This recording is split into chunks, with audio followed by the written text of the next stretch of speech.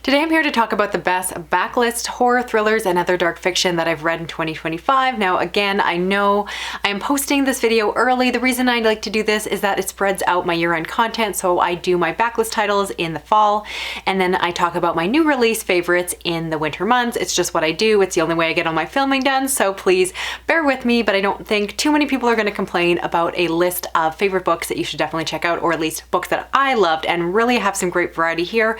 Something I think for everyone. So if that all sounds good, let's get started. First, at the number 10 spot, we have Exquisite Corpse by Poppy Z. Bright. And this is a serial killer novel that I've heard about for years, finally got a chance to read this year. And yes, it is absolutely as brutal as expected. If you're someone who is looking for more intense, perhaps extreme like horror, this is definitely the direction you want to go. While it is not my favorite by this author, I do think that it really holds up to all the gushing and praise. Just know what you're getting yourself into. Whenever I make these lists, I always get a comment on someone saying, well, what's the scariest, most intense book?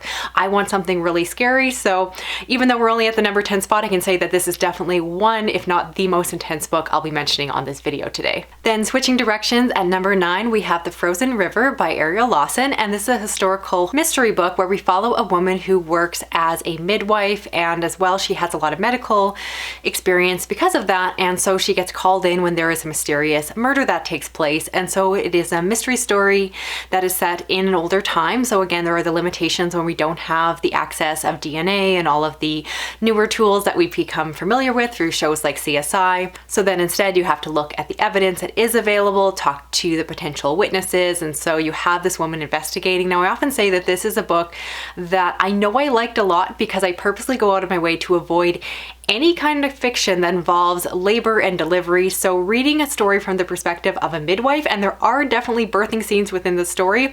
I hated those scenes, but I love the rest of the book so much that I pushed through. And so I do recommend this one for anyone, again, who really loves a character-driven, slow-burning mystery where, again, it's almost just as much about the characters and having this really smart woman at the center of the story, piecing it all together in a world and time that was much more focused on men. I thought it was really well done, really engaging, highly recommend. Then at number 8, we have the newest addition to this list, and that is Heart-Shaped Box by Joe Hill. I believe I just talked about this if I'm putting these videos out in the proper order. And so this is a story that follows a man who likes to collect unique, interesting, occult-like objects, and so gets the opportunity to get this suit that supposedly is haunted by a ghost. And so he lets the ghost into his house and the story goes from there. Now this is one that I've held off reading for years. Technically I started and stopped it multiple times, and I kept pausing it because of the fact that I found in my own experience that the subgenre of what I describe as rockstar horror, I've talked about this multiple times over the last few months, it's just not a genre or subgenre or topic of horror that I find particularly interesting. I feel like it's meant for the overlap of people who love horror and also love rock and heavy metal, which unfortunately is just not me. And so I always felt like this genre was just never going to speak to me. And while it is still not a genre for me, this book is so well done that I really appreciate it despite the fact that it definitely was outside my wheelhouse. I have read and loved multiple other books by Joe Hill, so it really shouldn't be a surprise that this one worked. And definitely it has what I'm going to describe as that old school horror feel. If you are someone who often struggles with some of the new releases and kind of some of the different tones and aspects that they are focusing on, if you're looking for something that just feels like the kind of books you grew up with. If you read all the Stephen King books, obviously it's his son, so not surprisingly, he has a similar style and tone to his writing. And again, not normally the things that are up my alley, but I do think when it's so well done like this, even I can appreciate it, and definitely was a favorite of the year. Now at number 7, we have another mystery, and that is We Solve Murders by Richard Osman. And this is a story that I recommend even if you are like me and don't have much of a experience or history with this UK celebrity. And so in the story, we follow a man and his daughter-in-law who go about solving this mystery. This author has written a lot of mystery books, and as I record this, it is reminding me that I really want to go back and read more of his books because I enjoyed this one so much. It's a kind of story where, again, you have an engaging mystery that very much holds its own on the page. I was interested in what was happening. You have these two great characters that felt fleshed out and like real people with great banter between them. And I actually really enjoyed the aspect of this story that felt very modern. There's a lot of references to using AI technology like ChatGPT, and I often see that being used in stories in a way that feels very gimmicky or there are those stories that just don't know what to do with technology at all, and so naturally just every story is somehow set in the 80s or 90s before technology became more advanced with smartphones and so forth.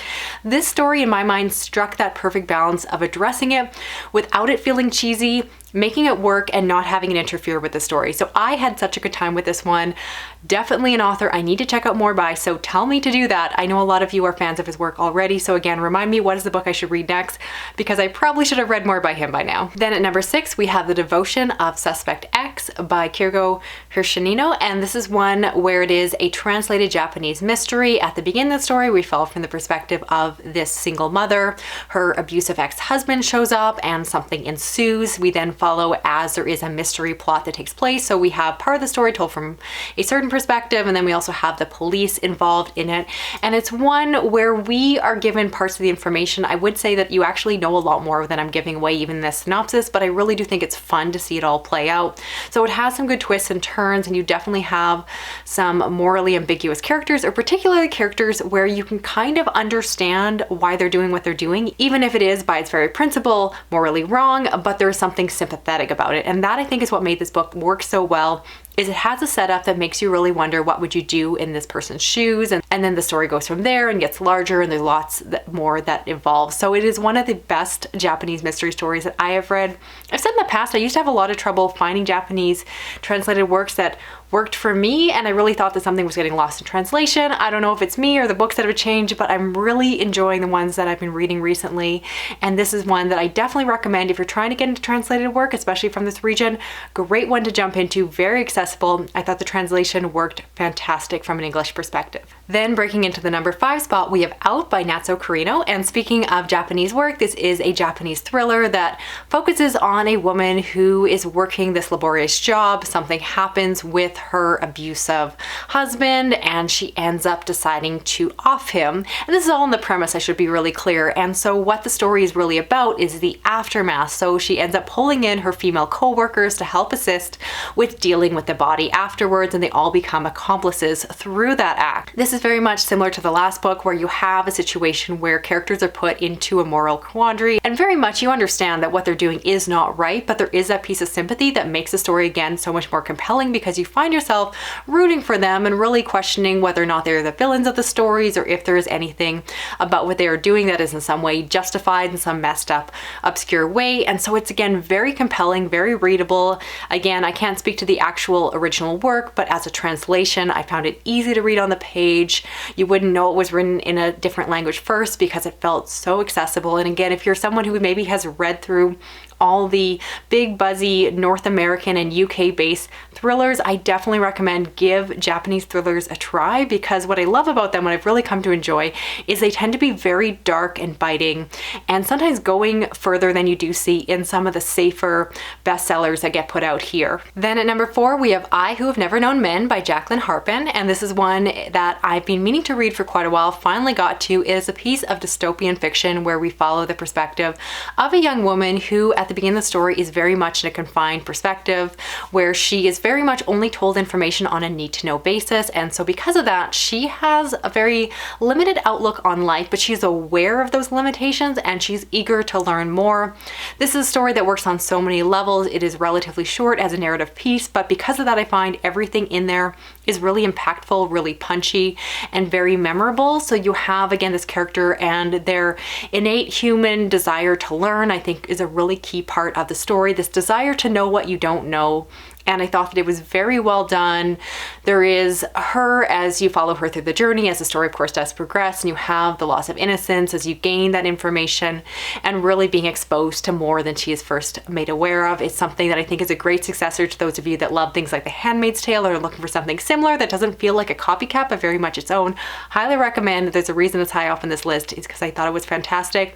So many of you told me to read it, and I'm glad I finally did. Then at number 3 is Daddy Love by Joyce Carol Oates, and this is a story that is very much based off some real life incidents that have happened, I believe, in North America. Particularly, the story focuses on a young boy who was stolen away at a mall parking lot by a man and taken to live with him. Within the story, you explore, of course, the situation, but there is also the question that is being asked as why the boy stayed, when you find out as the story progresses that there has been opportunities for this boy to potentially leave. This again is very much based off certain cases that I remember growing up. and really analyzing what is like that psychological experience of someone who is kidnapped at a young age and how they go into that survival mode. Given the subject matter, huge content warnings, this book is not for everyone. Of the books I'm recommending on this list, this is the one I am most cautious in recommending, even though it's quite high up in my personal favorites. Just know that, again, it does deal with some really uncomfortable subject matter. While I felt like the author was careful and conscious of how she dealt with some of those pieces and wasn't looking to glorify or romanticize any of it at all, it's still there to a degree, and you definitely have a lot implied of what is perhaps going on, and it makes, again, for a very uncomfortable read. But I often say that my favorites tend to be books that make me feel something. Those aren't always happy emotions, but rather something that, again, explores that darker side of humanity, and I do recommend this one to the right reader. Just trust me, know yourself before you pick this one up.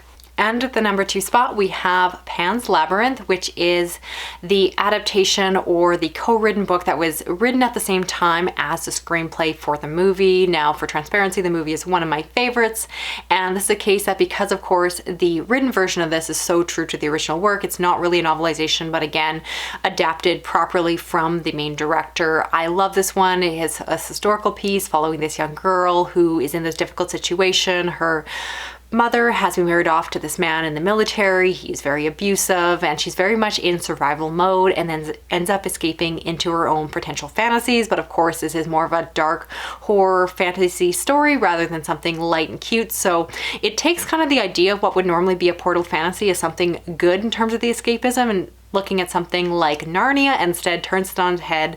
So well done, so memorable. So highly recommend this one. It is dark, and again, even if you've seen the movie, definitely recommend reading the book version. While it is very true to the film, I think that there's still something to be gained by reading it with your own eyes and seeing, again, the story told in a different format. And then finally, at the number 1 spot, we have We Spread by Ian Reid, which is technically a reread for me, something that I don't often do on these type of videos, but I allowed myself because it was part of a project where I reread books that I didn't fully appreciate the first time around and wanted to give a second chance. I'm so glad I did with this one, because this author is a favorite of mine, and I don't know what was wrong with me when I read it, because this book is fantastic. The basic premise is we follow this older woman, this elderly individual who, at the time of the story, she's living on her own. Her husband has passed, and she's starting to see some decline, some strange incidents around her house, and so she ends up going to an assisted living home, and there things get stranger. And so it's very much a thriller book, but I think my issue with the first time I read it is that I went in almost expecting what would normally be called a thriller,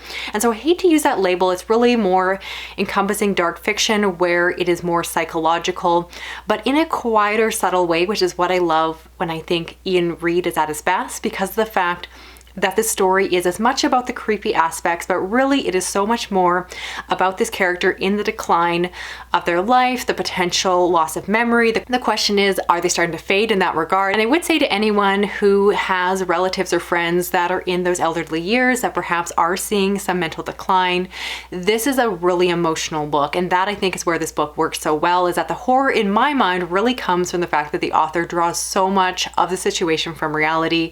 And again, really anything extra in terms of something potentially supernatural is just really the sprinkles on top. If you're looking for horror in our own world, looking at how we treat our elderly, how we behave around them, how we put them in certain situations and dismiss their perspectives, I think it is a really important conversation about respect of our older individuals, and it's done so well, so beautifully, and again, hit me in all the emotional fields. Highly recommend. It's a book that I definitely want to reread again and again, and I think a lot of you will love it too if you haven't read it yet. So that's it for this video here. I'd love to know of the books I talked about, which ones are you planning on checking out for yourself? And I recognize there is a whole host, so again, there's some horror thrillers and a lot of books that, again, generally fall under the dark fiction label but don't necessarily fit into a nice, neat box, which tend honestly to be my favorites.